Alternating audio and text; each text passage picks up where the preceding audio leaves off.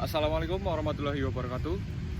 Halo semuanya, perkenalkan di sini saya Davan Norman Darmawan. Saya berasal dari Universitas Negeri Semarang, dari Fakultas Ilmu Keolahragaan, lebih tepatnya lagi dari program studi Pendidikan Jasmani, Kesehatan, dan Rekreasi. Di PJKR ini saya masuk ke dalam kelas E dengan NIM 240 60 10 215. Oke, jadi di sini saya mau menjelaskan sedikit mengenai apa itu artikulatio spheroidea dan apa aja yang nanti bakal kita bahas.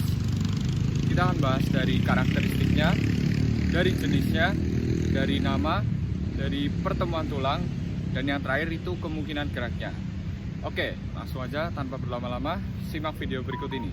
Oke, masuk ke pembahasan yang pertama mengenai karakteristik artikulatio spheroidea.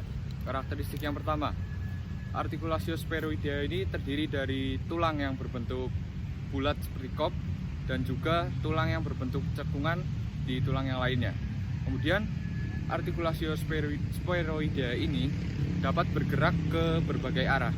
Karena dapat bergerak ke berbagai arah, tentunya memiliki jangkauan yang juga luas.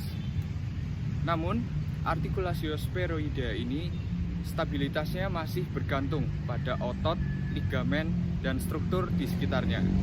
Oke, selanjutnya mengenai jenis. Artikulatio spheroidea sendiri termasuk ke dalam klasifikasi jenis spheroidea sesuai namanya, karena artikulatio spheroidea ini memungkinkan untuk bergerak ke berbagai arah.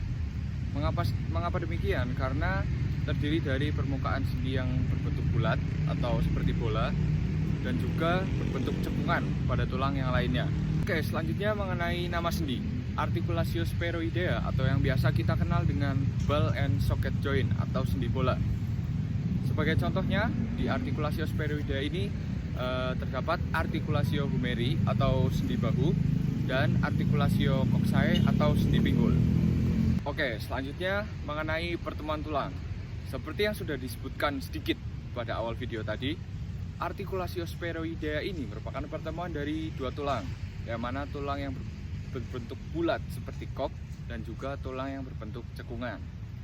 Seperti contohnya pada artikulatio humeri atau sendi bahu, yang mana ini merupakan pertemuan antara tulang humerus atau tulang lengan atas dan juga tulang scapula atau tulang belikat.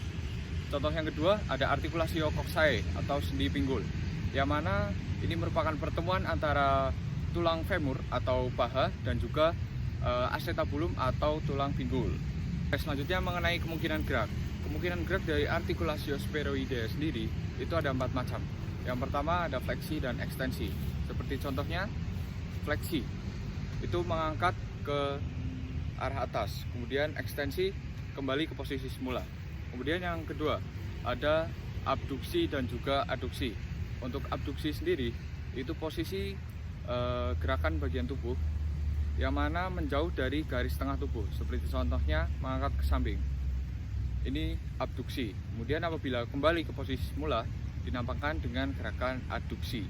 Oke, selanjutnya kemungkinan gerak yang ketiga dan juga keempat. Yang ketiga itu ada rotasi, yang mana gerakan untuk memutar bagian tubuh di sekitar sumbu panjangnya, seperti contohnya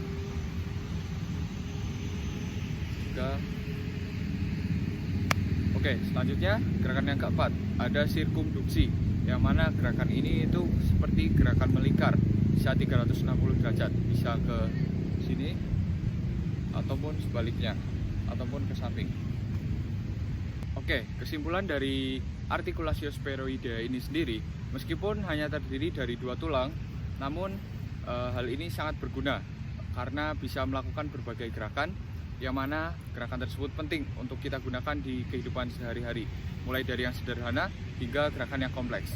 Oke, mungkin sekian dari penjelasan dari saya. Mohon maaf apabila ada kata-kata yang kurang berkenan atau sulit untuk dipahami. Wassalamualaikum warahmatullahi wabarakatuh.